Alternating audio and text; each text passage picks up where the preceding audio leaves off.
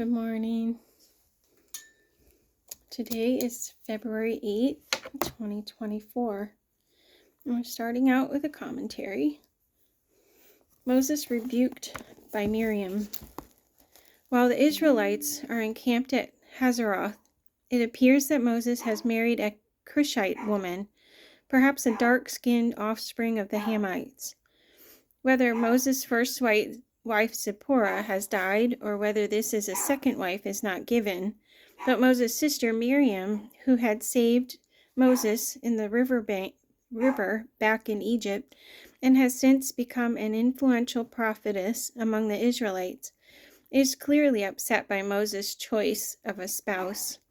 Her reasons are not stated and do not appear to be of any particular religious significance, but her opposition to Moses draws God's judgment nevertheless.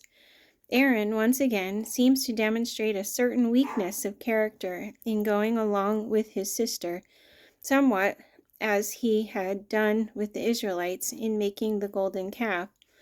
His lack of punishment may indicate only a secondary role in the dispute against his brother and co-leader. Numbers 12, verse 1. Miriam and Aaron began to talk against Moses because of his Cushite wife, for he had married a Cushite. Has the Lord spoken only through Moses? They asked. Hasn't he also spoken through us? And the Lord heard this. Now Moses was a very humble man, more humble than anyone else on the face of the earth. At once the Lord said to Moses, Aaron, and Miriam, "Come out to the tent of meeting, all three of you." So the three of them came out. Then the Lord came down in a pillar of cloud. He stood at the entrance to the tent and summoned Aaron and Miriam. When both of them stepped forward, he said, "Listen to my words. When a prophet of the Lord is among you, I reveal myself to him in visions. I speak to him in dreams. But this is not true of my servant Moses. He is faithful in all my house. With him I speak face to face, clearly and not in riddles. He sees the form of the Lord. Why then were you not afraid to speak against my servant Moses?" The anger of the Lord burned against them, and he left. When the cloud lifted from above the tent, there stood Miriam, leprous, like snow. Aaron turned toward her and saw that she had leprosy. And he said to Moses, "Please, my Lord, do not hold against us the sin we have so foolishly committed. Do not let her be like a stillborn infant, coming from its mother's womb with its flesh half eaten away." So Moses cried out to the Lord, "O God, please heal her." The Lord replied to Moses, "If her father had spit in her face, would she not have been in disgrace for 7 days? Confine her outside the camp for 7 days. After that, she can be brought back." So Miriam was confined outside the camp for 7 days, and the people did not move on till she was brought back. After that, the people left Hazeroth and encamped in the desert of Paran. And another commentary, the people lack courage. One of the most significant events in the early history of Israel comes just as the Israelites are preparing to enter the land of Canaan. When spies are sent out to determine the strength of the Canaanites, they find impressive armies and fortifications. After 10 of the 12 spies bring back a dismal report, the Israelites become discouraged. When 2 of the spies encourage them to put their faith in God, the people become vocally antagonistic. For their disbelief, the judgment of God is that none of the fearful Israelites will enter into the promised land, and that the nation of Israel will wander in the wilderness for 40 years, letting death take its natural toll. Numbers 13, verse 1. The Lord said to Moses, "Send some men to explore the land of Canaan, which I am giving to the Israelites. From each ancestral tribe, send one of its leaders." So, at the Lord's command, Moses sent them out from the desert of Paran. All of them were leaders of the Israelites. These are their names. From the tribe of Reuben, Shemua, son of Zechor. From the tribe of Simeon, Shaphat, son of Hori. From the tribe of Judah, Caleb, son of Jephunneh. From the tribe of Issachar, Egal, son of Joseph. From the tribe of Ephraim, Hoshea, son of Nun. From the tribe of Benjamin, Palti, son of Raphu. From the tribe of Zebulun, Gadiel, son of Sodi. From the tribe of Manasseh, a tribe of Joseph, Gadi, son of Susi. From the tribe of Dan, Amiel, son of Gamali. From the tribe of Asher, Sethur, son of Michael. From the tribe of Naphtali, Nabi, son of Vapsi. From the tribe of Gad, Guel, son of Maki. These are the names of the men Moses sent to explore the land. Moses gave Hoshea, son of Nun, the name Joshua.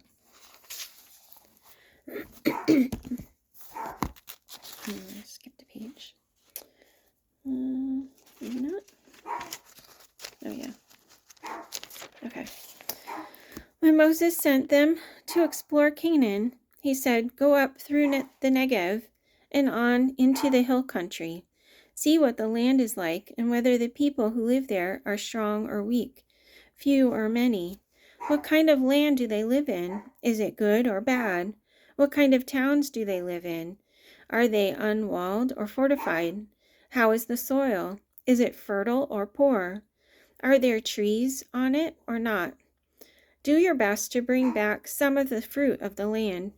It was the season for the first ripe grapes. So they went up and explored the land from the desert of Zin as far as Rehob, toward Lebo Hamath. They went up through the Negev and came to Hebron, where Ahiman, Sheshai, and Talmai, the descendants of Anak, lived. Hebron had been built 7 years before Zoan in Egypt. When they reached the valley of Eshcol, they cut off a branch bearing a single cluster of grapes. 2 of them carried it on a pole between them, along with some pomegranates and figs. That place was called the Valley of Eshcol because of the cluster of grapes the Israelites cut off there. Hold on a second. At the end of 40 days, they returned from exploring the land. They came back to Moses and Aaron and the whole Israelite community at Kadesh in the desert of Paran. There they reported to them and to the whole assembly and showed them the fruit of the land. They gave Moses this account: "We went into the land to which you sent us, and it does flow with milk and honey. Here is the fruit. But the people who live there are powerful, and the cities are fortified and very large. We even saw descendants of Anak there. The Amalekites live in the Negev. The Hittites, Jebusites, and Amorites live in the hill country, and the Canaanites live near the sea and along the Jordan." Then Caleb silenced the people before Moses and said, "We should go up and take possession of the land, for we can certainly do it." But the men who had gone up with him said, "We can't attack those people. They are stronger than we are." And they spread among the Israelites a bad report about the land they had explored. They said, the land we explored devours those living in it. All the people we saw there are of great size. We saw the Nephilim there, the descendants of Anak come from the Nephilim. We seemed like grasshoppers in our own eyes, and we looked the same to them. That night all the people of the community raised their voices and wept aloud. All the Israelites grumbled against Moses and Aaron, and the whole assembly to them. "If only we had died in Egypt or in this desert! Why is the Lord bringing us to this land only to let us fall by the sword? Our wives and children will be taken as plunder. Wouldn't it be better for us to go back to Egypt?" And they said to each other, "We should choose a leader and go back to Egypt." Then Moses and Aaron fell face down in front of the whole Israelite assembly gathered there. Joshua, son of Nun, and Caleb, son of Jephunneh, who were among those who had explored the land, tore their clothes and said to the entire Israelite assembly, "The land we passed through and explored is exceedingly good. If the Lord is pleased with us, he will lead us into that land, a land flowing with milk and honey. and will give it to us. Only do not rebel against the Lord, and do not be afraid of the people of the land, because we will swallow them up. Their protection is gone, but the Lord is with us. Do not be afraid of them." But the whole assembly talked about stoning them. Then the glory of the Lord appeared at the tent of meeting to all the Israelites. The Lord said to Moses, "How long will these people treat me with contempt? How long will they refuse to believe in me, in spite of all the miraculous signs I have performed among them? I will strike them down with a plague and destroy them, but I will make you into a nation greater and stronger than they." Moses said to the Lord, "Then the Egyptians will hear about it, but by your power you brought these people up from among them, and they will tell the inhabitants of this land about it. They have already heard that you, O Lord, are with these people, and that you, O Lord, have been seen face to face, that your cloud stays over them, and that you go before them in a pillar of cloud by day and a pillar of fire by night. If you put these people to death all at one time, the nations who have heard this report about you will say, 'The Lord was not able to bring these people into the land he promised them on oath, so he slaughtered them in the desert.' Now may the Lord's strength be displayed, just as you have declared. The Lord is slow to anger, abounding in love, and forgiving sin and rebellion. Yet he does not leave the guilty unpunished. He punishes the children for the sin of the fathers to the third and fourth generation. In accordance with your great love, forgive the sin of these people, just as you have pardoned them from the time they left Egypt until now." The Lord replied, "I have forgiven them, as you asked. Nevertheless, as surely as I live, and as surely as the glory of the Lord fills the whole earth, not one of the men who saw my glory and the miraculous signs I performed in Egypt and in the desert, but who disobeyed me and tested me 10 times, not one of them will ever see the land I promised on oath to their forefathers." Hold on. "No one who has treated me with contempt will ever see it. But because my servant Caleb has a different spirit and follows me wholeheartedly, I will bring him into the land he went to, and his descendants will inherit it. Since the Amalekites and Canaanites are living in the valleys, turn back tomorrow and set out toward the desert along the route to the Red Sea." The Lord said to Moses and Aaron, "How long will this wicked community grumble against me? I have heard the complaints of these grumbling Israelites. So tell them, as surely as I live, declares the Lord, I will do to you the very things I heard you say. In this desert your bodies will fall, every one of you, 20 years old or more, who was counted in the census and who has grumbled against me.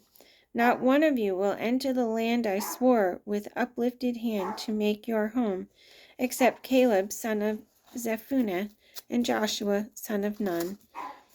As for your children that you said would be taken as plunder, I will bring them in to enjoy the land you have rejected. But your bodies will fall in this desert. Your children will be shepherds here for 40 years, suffering for your unfaithfulness, until the last of your bodies lies in the desert. For 40 years, 1 year for each of the 40 days you explored the land, you will suffer for your sins, and know what it is like to have me against you. I, the Lord, have spoken, and I will surely do these things to this whole wicked community, which has band together against me. They will meet their end in this desert. Here they will die." So the men Moses had sent to explore the land who returned and made the whole community grumble against him by spreading a bad report about it. These men, responsible for spreading the bad report about the land, were struck down and died of a plague before the Lord. Of the men who went to explore the land, only Joshua, son of Nun, and Caleb, son of Jephunneh, survived. When Moses reported this to all the Israelites, they mourned bitterly. Early the next morning, they went up toward the high hill country. "We have sinned," they said. "We will go up to the place the Lord promised. But Moses said, "Why are you disobeying the Lord's command? This will not succeed. Do not go up, because the Lord is not with you. You will be defeated by your enemies, for the Amalekites and Canaanites will face you there. Because you have turned away from the Lord, he will not be with you, and you will fall by the sword." Nevertheless, in their presumption, they went up toward the high hill country, though neither Moses nor the ark of the Lord's covenant moved from the camp. Then the Amalekites and Canaanites who lived in that hill country came down and attacked them and beat them down all the way to Hormah. That's it for today. Sorry about Honey's barking. Have a good day.